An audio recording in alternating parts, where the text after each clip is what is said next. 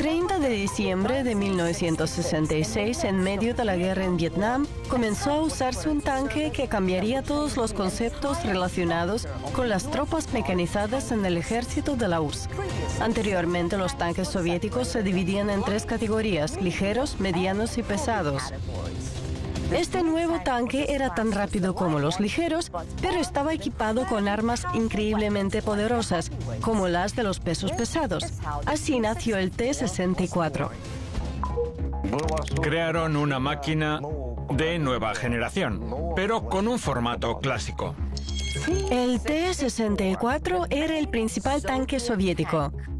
Tenía un motor de 700 caballos, un peso de combate de 36 toneladas, 3 tripulantes, blindaje compuesto a prueba de impactos y un cañón de ánima lisa de 115 milímetros. Sus características principales le permitían enfrentarse con éxito a cualquier tanque extranjero. Su principal secreto residía en su blindaje. En él se combinaban capas de blindaje convencional con capas de otros materiales, lo que lo hacía especialmente robusto, poseyendo una mayor resistencia a las municiones de alto poder explosivo que penetraban el blindaje tradicional. Los ingenieros soviéticos lo mecanizaron al máximo. Los proyectiles de este nuevo tanque se introducían automáticamente en el cañón, lo que permitía prescindir del cargador en la tripulación. El artillero solo tenía que elegir el tipo de munición y presionar un botón. Pero no a todos los tanquistas les gustó el T-64. Me tocó servir en esos tanques durante mucho tiempo. Mi impresión general es negativa. El tanque era muy estrecho. Más tarde, los médicos militares determinaron que las tripulaciones del T-64 se cansaban más rápido, pero las principales quejas no se referían al confort. El motor requería de grandes cantidades de aire que, además, debía tener un alto grado de pureza. Aunque estos problemas se resolvieron posteriormente, llevó años perfeccionar el diseño. Por entonces, en torno a 1972, el tanque estadounidense M60 estaba siendo objeto de una formidable modernización. Se producía desde 1960 y se convirtió en uno de los tanques estadounidenses más producidos. Se desplegó en 22 países alrededor del mundo y todavía está en servicio en 18 de ellos. Este es el tanque M60. Su motor tenía una potencia de 750 caballos. Su peso de combate era de 46 toneladas, contaba con 4 tripulantes y un cañón de ánima rayada de 105 milímetros. Uno de los mayores avances del M60 y su cañón de 105 milímetros fue el proyectil APDS de casquillo Sabot, hecho con uranio empobrecido.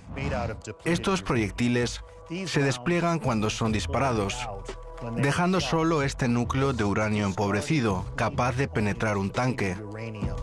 Eso le permitía atravesar el blindaje de cualquiera de los vehículos soviéticos de la época. El motor del M60 era una obra maestra en materia de tanques.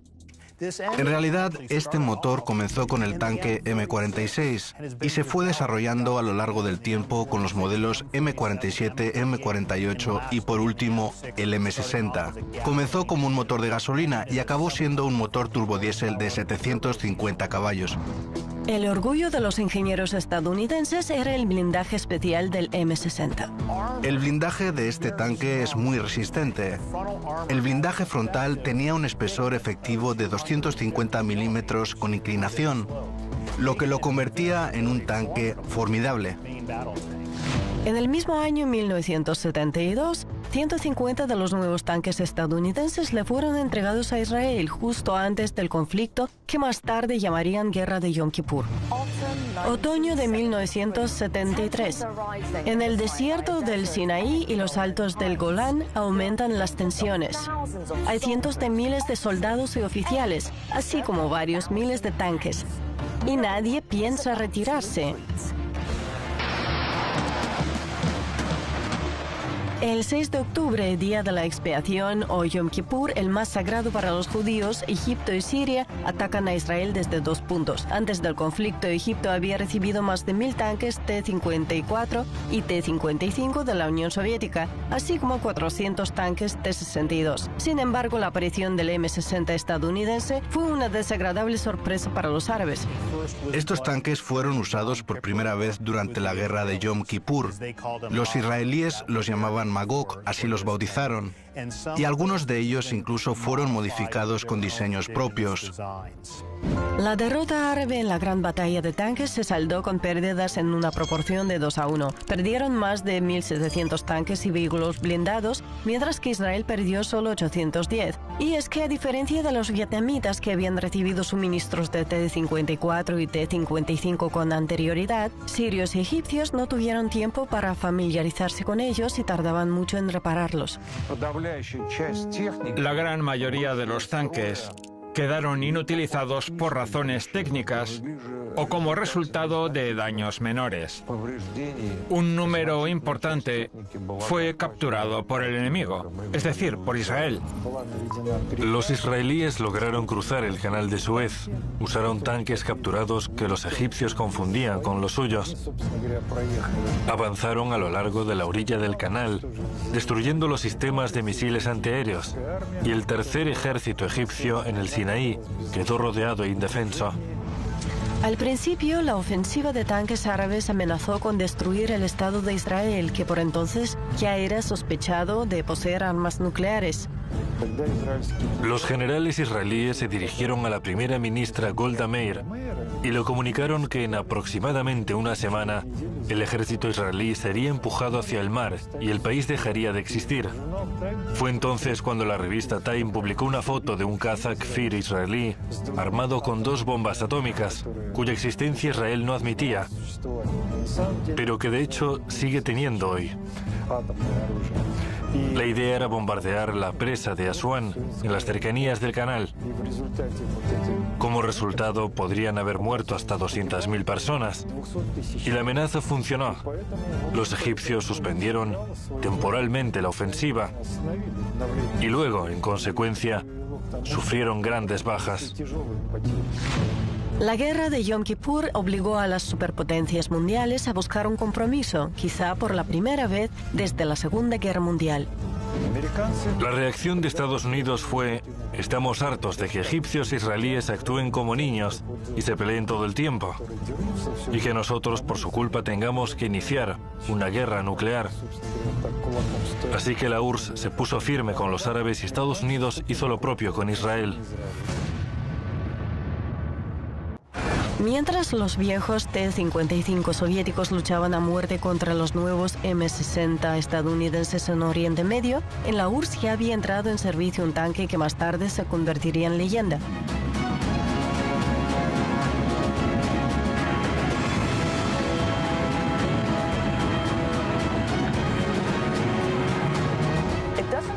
No se incendia, no se hunde, es barato, poderoso en combate y muy fiable.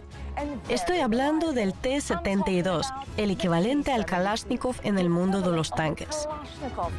Y hoy tengo la oportunidad de verlo en acción.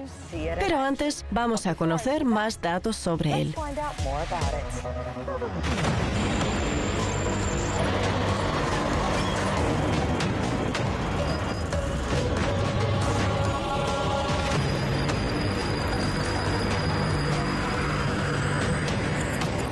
Es difícil creer que el tanque soviético más fabricado en la posguerra pudo no haber visto la luz. Fue el resultado de un intento de poner en marcha la producción del tanque T-64 en la fábrica Uralvagonzavod. Los militares querían que el fabricante construyera un nuevo vehículo que fuera más barato y menos complejo que el T-64. Sin embargo, el nuevo motor, que era más fiable, resultó ser más grande. Hubo que renovar la carrocería. Eso implicaba rediseñar la torreta y el cargador, con lo cual aumentaba el peso. Finalmente, para evitar una carga excesiva sobre las orugas, se modificó también la suspensión. Después de muchos estudios, discusiones, gritos y maldiciones en el Ministerio de Defensa y la Comisión Militar Industrial, se desarrolló el tanque T-72, que en mi opinión resultó ser mejor que el T-64 y el T-80. T-72, el principal tanque de la URSS, motor de 780 caballos, 41 toneladas de peso de combate, tripulación de 3 personas, blindaje compuesto y cañón de 125 milímetros.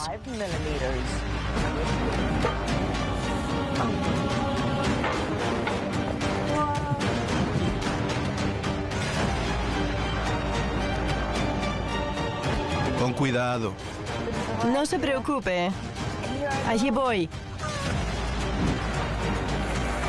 Es muy estrecho.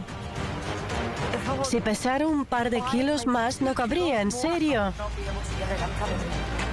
Hay muy poco espacio aquí. Solo hay sitio para 3 personas. A diferencia del T-34 en el que estuve hace unos días, alberga a solo 3 personas, no a 4. Eso es porque una parte importante del espacio está ocupada por este dispositivo de aquí, el cargador automático. Una locura. Y eso que los miembros de la tripulación suelen llevar más ropa. Tienen que ser muy, muy delgados.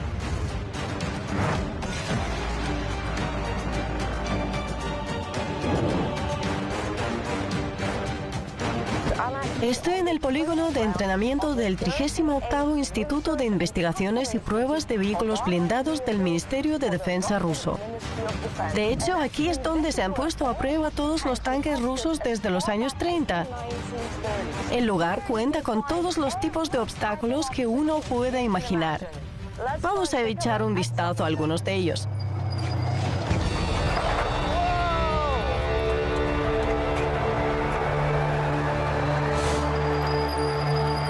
Pensaba que se quebraría, pero al final todo bien. El tanque logró superar el primer obstáculo que le pusimos.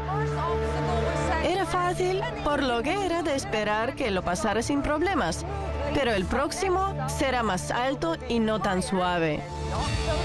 Así que vamos a ver qué ocurre. Allá vamos. Miren con qué elegancia este tanque de 41 toneladas se sube a esa pila de troncos. El tanque T-72 mide 2 metros y 19 centímetros. Es uno de los más bajos del mundo. Y cuanto más bajo sea el tanque, más difícil es impactarlo.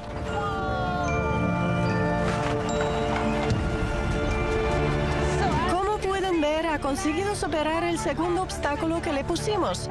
Y debo añadir que con facilidad.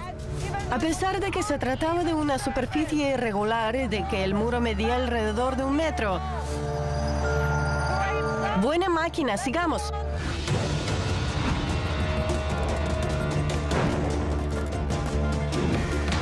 Y ahora veamos cómo se las arregla nuestro tanque con una trinchera.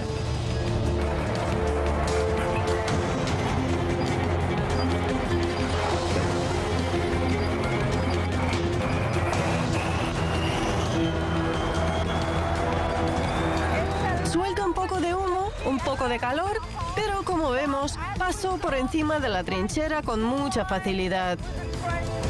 Pensé que sería un poco más difícil, pero no lo fue en absoluto. ¡Excelente! Sigamos. Entre otras cosas, este tanque es extraordinariamente resistente. Esto se debe al blindaje compuesto. Se puede fabricar de cermet y otros materiales que se disponen en capas. La tecnología de fabricación de este tipo de blindaje se mantiene en secreto. ¿Qué más les gusta del T-72 a los amantes de los tanques? Para contestar esa pregunta, me dirijo otra vez al director, bloguero y probador de armas Alexei Smirnov. Veamos qué tan efectivo es este tanque en combate y en qué consiste su principal fuerza. El arma principal del T-72 es un cañón de ánima lisa de 125 milímetros. Una vez que haya apuntado un objetivo, no importa cómo se mueva, se mantendrá en la mira. El eyector impide que los residuos de pólvora penetren en el tanque y el aislamiento térmico permite que el cañón se enfríe de manera uniforme para mantener la precisión al disparar. Este cañón puede disparar hasta cohetes. Pero veamos de lo que son capaces sus proyectiles de alto poder explosivo y sus proyectiles perforadores. El primer proyectil que vamos a usar hoy es el de alto poder explosivo. Pesa 23 kilos y se ve así. Pesa lo suyo. A diferencia de otros tanques, la munición del T-72 se compone de dos partes, la que impacte y el cartucho con pólvora. Aquí está el cartucho. Hay que sacarlo así. Es cómodo. Es como un tubo. ¿Saben qué? Huele a chocolate. En serio, huele a chocolate. Para probar la fuerza del T-72 usaremos dos tipos de elementos. Amigos, hoy tenemos placas de concreto armado. Son estas paredes y sacos de arena. El T-72 tendrá que arreglárselas con todo. Para elegir el tipo de proyectil, el tanquista solo debe apretar un botón.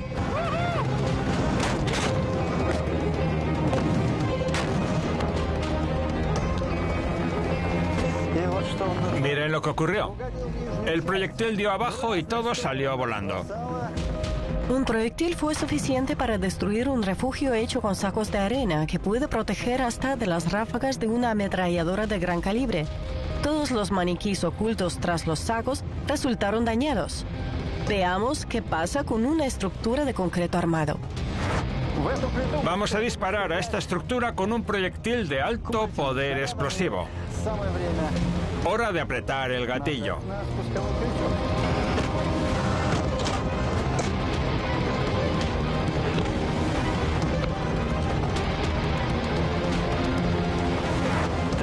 El tanque T-72 la ha hecho pedazos. Tiene un agujero enorme y sus fragmentos han volado 200 metros hacia adelante. Acerté en el centro de la pared. Aquí se ven muchos pequeños fragmentos.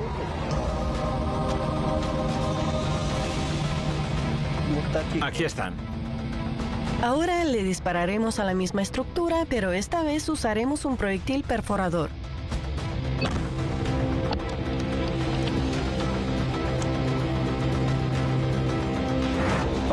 El proyectil perforador de 125 milímetros a una velocidad de 700 metros por segundo rompe la primera pared por completo sin dejar nada entero, excepto algunas barras de metal que, la verdad, tampoco lucen muy bien. La primera pared está destrozada por completo. Y la segunda también. Todo fue destruido de tal forma que, si se hubiera tratado de una casa, el proyectil la habría atravesado. Para ver de qué es capaz un proyectil perforador subcalibrado o sistema Sabot, vamos a necesitar 3 paredes colocadas una tras otra. Vamos.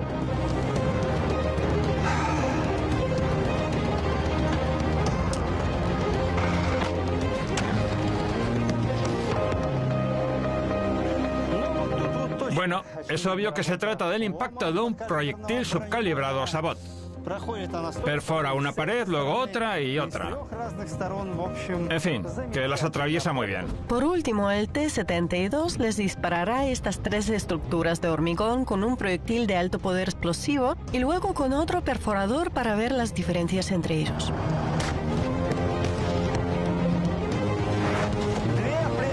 Dos de los muros fueron destruidos por el proyectil perforador, pero al tercero no llegó.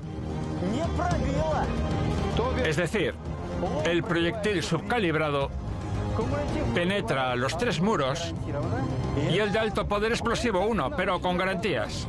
Eso demuestra que tiene sentido esconderse detrás de un tercer muro.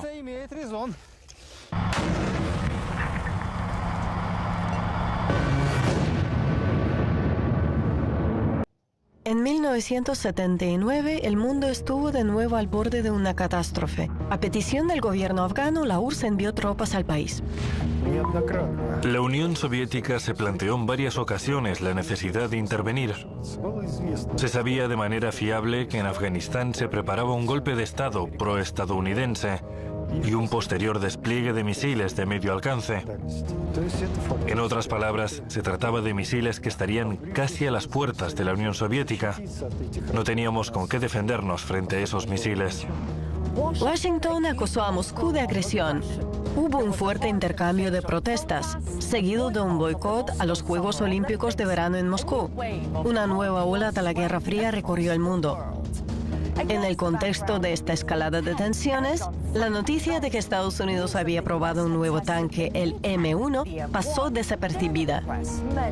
Y no debió haber sido así, porque esta máquina se convirtió en la cúspide de la construcción estadounidense de vehículos blindados. Han pasado 40 años y sigue sin existir una alternativa al tanque estadounidense Abrams. La serie M1, incluido este M1A1 Abrams, supuso un gran cambio con respecto a los vehículos anteriores que hemos analizado, el M46, el M47, el M48 y el M60. Todos esos tanques tenían cambios graduales en el diseño, mientras que este vehículo era un concepto totalmente nuevo para un carro de combate de tercera generación. El M1 Abrams es el principal tanque de guerra de Estados Unidos. Motor de 1.500 caballos, 63 toneladas de peso de combate, 4 tripulantes, blindaje compuesto a prueba de impactos y cañón de entre 105 y 120 milímetros. El M1A1 Abrams pesa casi 70 toneladas. La torreta por sí sola pesa casi 40, está muy bien equilibrada y la superficie de apoyo es tan increíble que se puede mover con una mano. Esa es la precisión que se ha incorporado a este tanque. Tras un diseño aparentemente clásico se esconde mucha innovación. El blindaje de los tanques de la serie M1 también evolucionó con el tiempo. Fue el primer tanque con el llamado blindaje Cobham. Entre las capas del blindaje hay placas de cerámica dispuestas en diferentes direcciones para hacerlo casi impenetrable al fuego enemigo. Más tarde, a las capas se les añadieron uranio empobrecido. Esta última modificación fue conocida como el M1A1HA por su blindaje pesado. Todas las variantes del M1A1H2 llevan este blindaje de uranio empobrecido. Es prácticamente impenetrable de frente o incluso desde un ángulo de 30 grados en los laterales para cualquiera de los cañones existentes hoy. El vehículo recibió su bautismo de fuego en 1991 durante la Operación Tormenta del Desierto, cuando hasta 1.800 de estos tanques fueron enviados por las fuerzas de la coalición internacional para ayudar a Kuwait, invadido por Saddam Hussein. Que yo sepa, nunca fue destruido por ningún tanque enemigo. Hubo 12 tanques destruidos durante la Primera Guerra del Golfo. 10 de ellos fueron alcanzados por fuego amigo, es decir, por otros Abrams. Y los otros 2 fueron destruidos porque ya estaban dañados y no querían dejarlos en el campo de batalla. Las pequeñas pérdidas sufridas por los Abrams se explican por el hecho de que durante la liberación de Kuwait, 3.500 tanques iraquíes fueron destruidos por la aviación de la coalición, incluso antes de iniciar la operación terrestre. Pero las aclamadas características tecnológicas del M1 al final resultaron ser no solo una ventaja, sino también un talón de Aquiles. Muchos de los tripulantes podían no estar lo bastante capacitados para sacar partido a todas las innovaciones del vehículo. No está diseñado para los soldados que hacen el servicio militar, ni tampoco para los movilizados. No creo que la industria estadounidense sea capaz de producir en grandes cantidades los Abrams, especialmente las últimas versiones. Es más bien una herramienta de guerra de tipo colonial. La doctrina de las fuerzas blindadas en ese momento no enfrentó a un Sherman contra tanques enemigos. En eso no se basaba nuestra doctrina. La doctrina de las fuerzas blindadas estadounidenses en ese momento era apoyarse en la infantería. Es decir, estos tanques se desplazaban junto a la infantería a su paso, asegurándose de que pudiera protegerles. La guerra demostró cómo de insostenible era esta doctrina. Por eso en 1945 se introdujo en Estados Unidos un nuevo tanque, el M26 Pershing. Este es el tanque M26 Pershing, un tanque con un motor de 500 caballos, un peso de combate de 43 toneladas, el blindaje del casco superior de 102 milímetros de espesor y el cañón principal de 90 milímetros. El Pershing fue un gran punto de partida para la doctrina de los tanques en Estados Unidos. Este fue el primer tanque pesado que realmente tuvimos en el campo y este se convirtió en un modelo para los tanques que usaron en la Guerra Fría. Muy pronto hubo una razón para poner toda esta maquinaria a prueba. La guerra entre el norte y el sur de Corea, separada por el paralelo 38, comenzó en 1950. La Unión Soviética y China apoyaron a los comunistas del norte, mientras que Estados Unidos apoyó al sur bajo el amparo de la ONU. El conflicto casi derivó en una guerra nuclear. Por orden del presidente estadounidense Harry Truman, se entregaron 9 bombas nucleares a la base en la isla de Okinawa. Eso habría bastado para borrar todas las grandes ciudades de Corea del Norte de la faz de la Tierra. Un ataque nuclear debía ser utilizado como último recurso si finalmente Corea del Sur salía derrotada. Mientras los estadounidenses preparaban otro Hiroshima, los tanques soportaban el peso de la guerra. La principal fuerza blindada de Corea del Norte estaba formada por tanques T-34-85 modernizados. Las legendarias máquinas que se produjeron a granel al final de la Segunda Guerra Mundial se trasladaron a la península de Corea. Allí las tripulaciones norcoreanas que habían sido entrenadas por especialistas soviéticos esperaban su llegada. Unos 150 T-34 que estaban a disposición de los norcoreanos lograron romper esas líneas defensivas y empujar a sus enemigos literalmente al extremo de la península de Corea. En junio de 1950, el Ejército Popular de Corea del Norte tenía 258 tanques T-34-85, un número lo bastante grande como para contener los cientos de vehículos estadounidenses desplegados en la península. Los tanques más fáciles de transportar a Corea fueron el M24 Chaffee, que es ligero, el M4 Sherman y el M26 Pershing. En aquel momento, estos estaban desplegados en Japón en el marco de la ocupación de este país.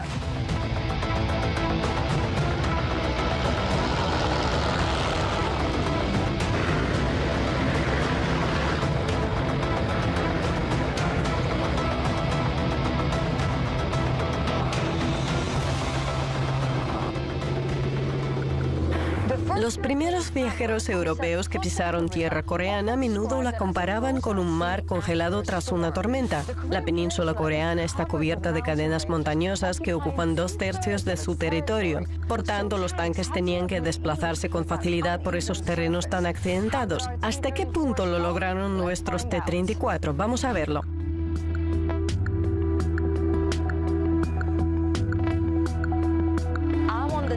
Estoy encima de un T-34 y nos estamos preparando para dar una vuelta y ver cómo se siente estar dentro de este tanque. También iremos campo a través y hasta haremos un disparo. ¿Listos?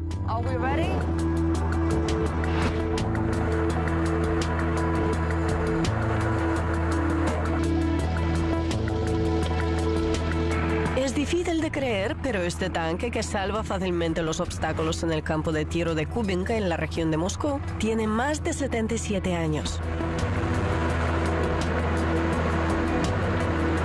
No está mal.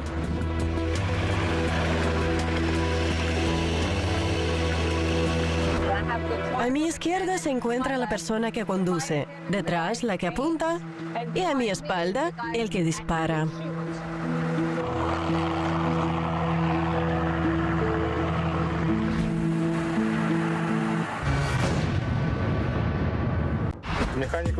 Los conductores tenían que esforzarse mucho físicamente para realizar maniobras en combate.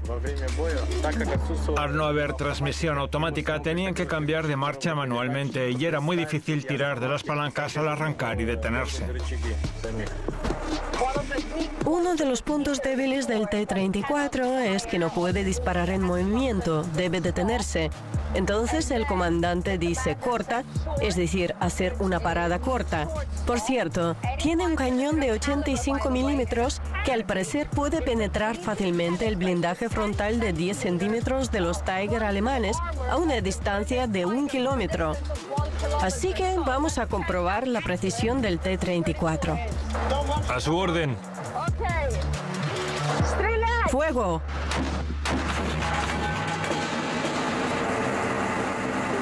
Para los estándares de hoy, el T-34 ya es un tanque viejo, pero sigue siendo muy preciso. Sin embargo, la comodidad y la ergonomía dejan mucho que desear. Tras cada disparo, el olor a pólvora parece el de una alcantarilla y es muy difícil respirar. Por eso, las tripulaciones de los tanques solían abrir la escotilla para respirar mejor. Naturalmente, esto hacía al T-34 más vulnerable. He visto cómo es el tanque desde el interior, pero ahora tengo curiosidad por verlo desde fuera. A ver qué ruido hace. ¡Vaya! Tengo que decir que es más imponente por fuera. No pensé que diría eso. Es mucho más ruidoso, tal vez porque no llevo casco, pero incluso después del disparo puedo sentir la vibración. Magnífico.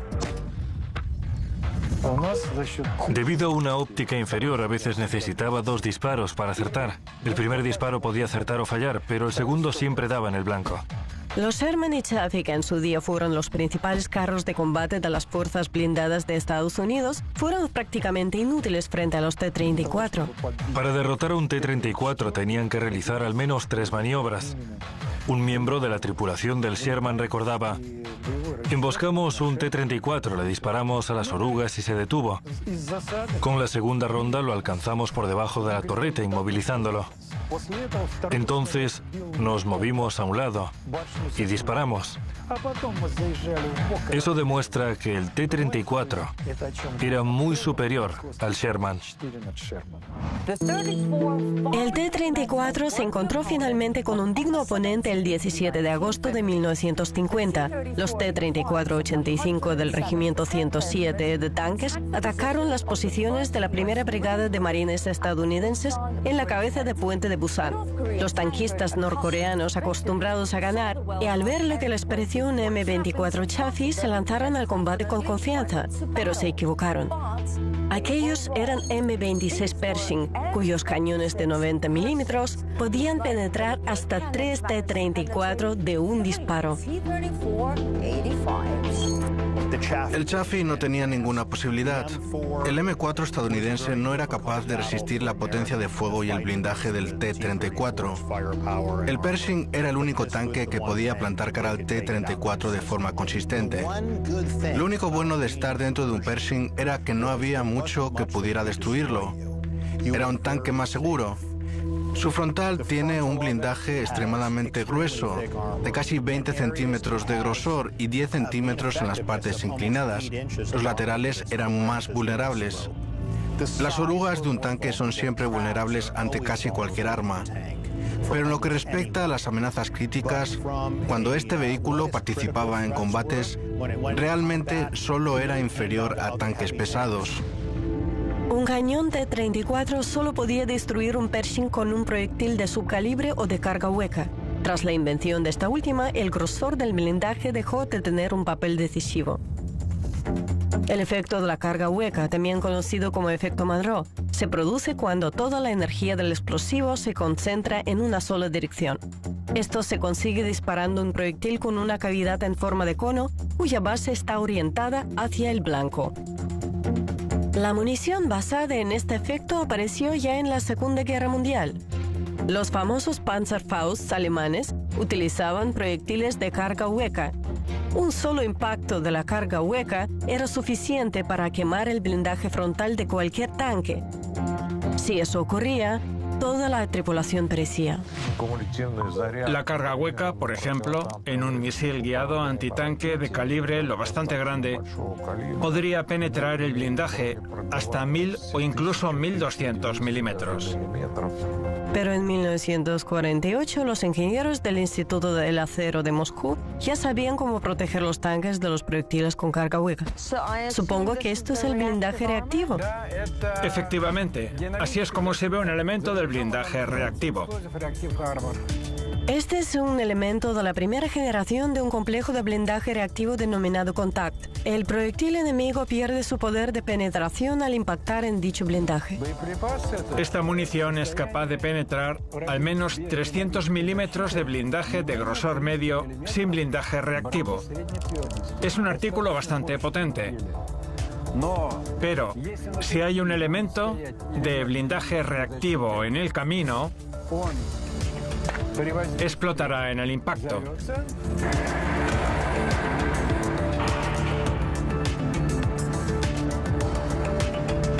¿Salvará este humilde elemento a un tanque? Averigüémoslo. ¿Estamos listos para detonar? Sí, ahora realizaremos la detonación. ¡Fuego! Ha sonado muy fuerte. ¿Pero qué habrá dentro? ¿Qué habrá pasado? Ahora lo veremos. ¿Ya podemos entrar?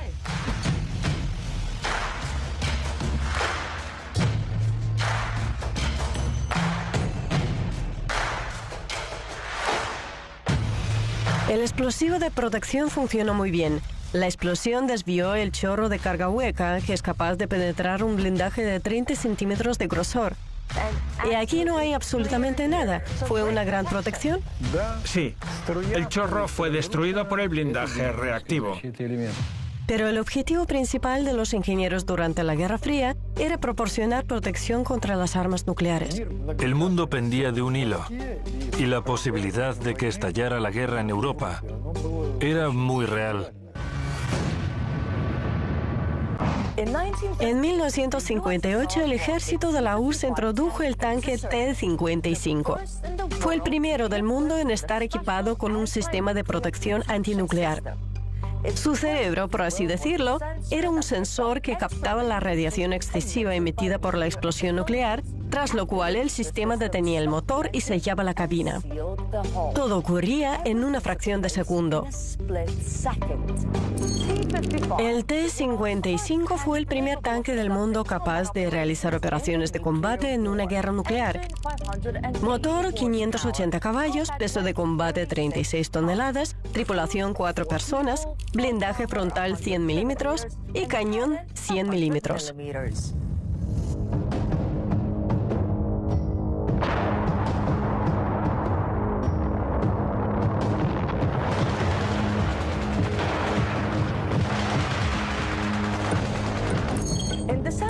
En diciembre de 1961 se desplegaron las primeras tropas regulares estadounidenses en Vietnam. Este país, al igual que Corea, estaba dividido en norte y sur. Desde el principio, los estadounidenses se enfrentaron a una feroz resistencia. Los partisanos no temían a los vehículos blindados estadounidenses, en parte porque la Unión Soviética había proporcionado a los partidarios de Ho Chi Minh una gran cantidad de armas antitanque, incluyendo lanzagranadas antitanque portátiles o RPG.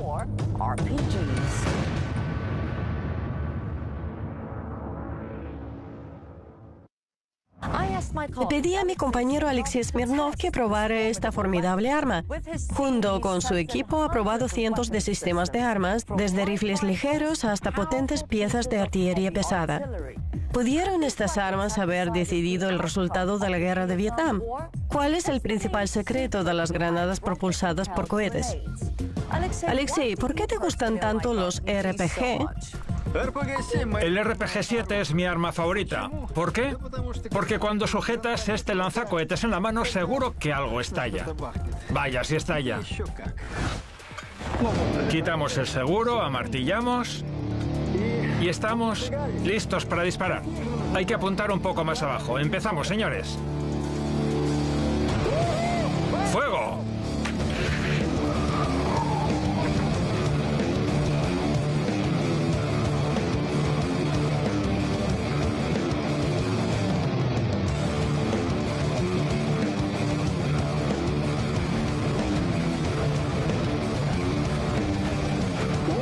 he dado justo aquí. He dañado una parte de esta cosa. Esta escotilla estaba abierta y ahora está fuertemente cerrada. El impacto, más o menos. El RPG no le hizo nada a este tanque. En fin, casi me resbalo. Veámoslo de nuevo. Un cohete lanzado por el RPG impacta en la torreta del tanque. La carga hueca se activa, pero la precisión no es muy alta. El cohete rebota en la torreta del vehículo moderno y genera un chorro de carga hueca mientras gira. Pero hace 50 años los soldados vietnamitas con RPG lidiaban los modelos de tanques más simples. Los vietnamitas utilizaban los RPG principalmente contra los tanques Patton, los M46, 47 y 48. El M46 fue el sucesor del Pershing, básicamente el mismo tanque, pero con un motor diferente para resolver el problema de la fiabilidad mecánica. El M47 y el M48 son versiones modificadas de este tanque. Así que este es realmente el abuelo de la mayoría de los vehículos que Estados Unidos utilizó durante la Guerra Fría.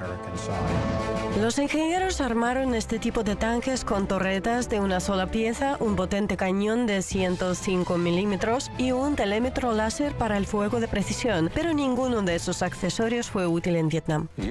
Sinceramente, los tanques no influyeron de forma significativa en el curso de las operaciones militares, ni siquiera a nivel táctico. Los vietnamitas fueron capaces de derrotar los Patton a corta distancia tendiéndoles emboscadas en la impenetrable selva. Estados Unidos perdió 350 vehículos solo en la primera mitad de la guerra de Vietnam. La mayoría fueron destruidos por lanzagranadas. Pero no solo eso, las tropas norvietnamitas también tenían tanques T-54 y T-55 soviéticos.